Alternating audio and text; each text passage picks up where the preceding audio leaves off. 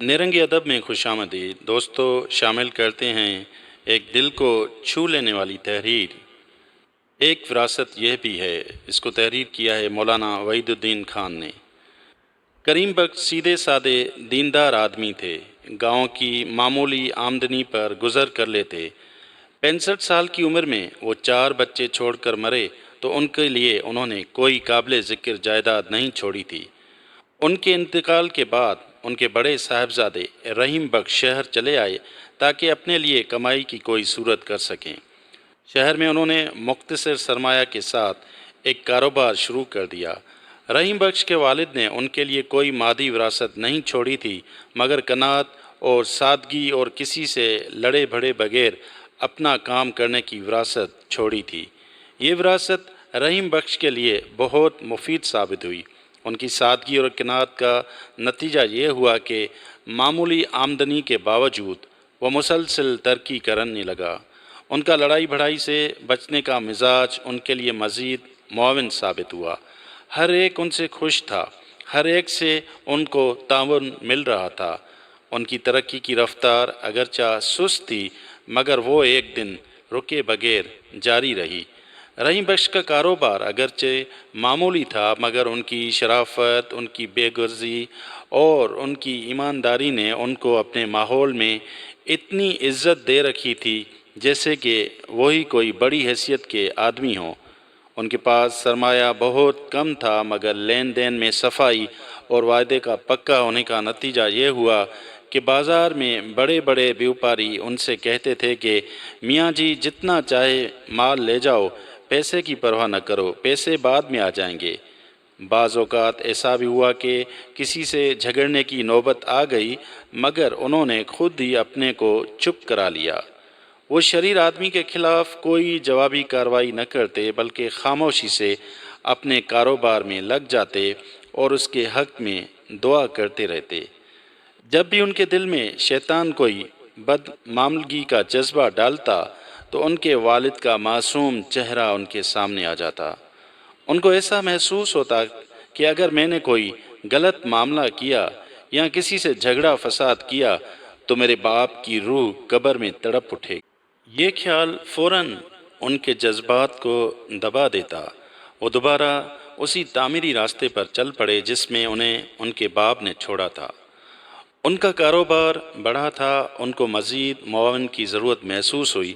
अब उन्होंने अपने भाइयों को बुलाना शुरू किया, यहाँ तक कि चारों भाई शहर में मुंतकिल हो गए।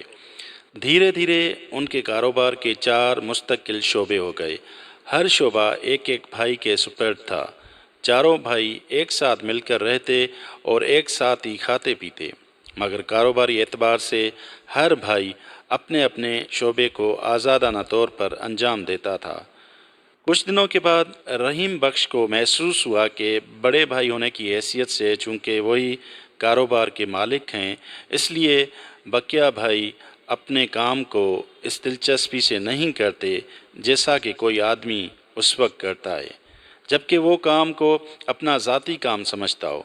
अब रहीम बख्श के लिए 2 सूरतों में से किसी एक का इंतखाब करने का सवाल था। या तो कारोबार को अपने कब्ज़े में लेकर बकिया तीनों भाइयों को उससे अलग कर दें और उसके नतीजे में हमेशा के लिए भाइयों की दुश्मनी खरीदें। दूसरा ये कि मामलात को इसी तरह चलने दें यहाँ तक कि बिल आखिर वही हुआ जो आम तौर पर मुश्तरका कारोबार में होता है, यानी बाहम शिकायत और उसके बाद तलख यादों के साथ कारोबार की तकसीम। रहीम बख्श ने चंद दिन सोचा और उसके बाद सब भाइयों को जमा करके सारी बात साफ साफ उनके सामने रख दी। उन्होंने कहा कि खुदा के फजल से अभी कोई बात बिगड़ी नहीं है। बेहतरीन बात यह है कि चारों भाई एक एक कारोबार को ले लें और हर एक ज़ाती तौर पर अपना कारोबार चलाए। इस तरह हमारे वालिद की रूह को सुकून पहुंचेगा और मुझे यकीन है कि इसमें हर एक के लिए ज़्यादा बरकत होगी। तीनों भाइयों ने कहा कि हम तो सरापा आपके एहसानमंद हैं, इसलिए जो भी आप फैसला करें वो हमको मंजूर है। मुख्तसर गुफ्तगू के बाद ये तय हुआ कि कुरान अंदाज़ी का तरीका अख्तियार किया जाए। चनाचे उसी वक्त कुरान के ज़रिए हर भाई को एक एक कारोबार दे दिया गया। اب چاروں بھائی اپنے اپنے کاروبار میں لگے ہوئے ہیں، ہر ایک اپنے بچوں کو لے کر اپنے اپنے کام صبح سے شام تک محنت کرتا ہے۔ چاروں کے درمیان پہلے سے بھی زیادہ اچھے تعلقات ہیں، ہر ایک دوسرے کی مدد کرنے کے لیے ہر وقت تیار رہتا ہے۔ چاروں نے الگ الگ اپنے مکانات بنا لیے ہیں، مگر رحیم بخش اب بھی اسی طرح سب کے بڑے بھائی ہیں جیسے وہ پہلے بڑے بھائی تھے۔ ایک بھائی جو بات کہہ دے اس کو دوسرا بھائی کبھی نہیں ٹالتا۔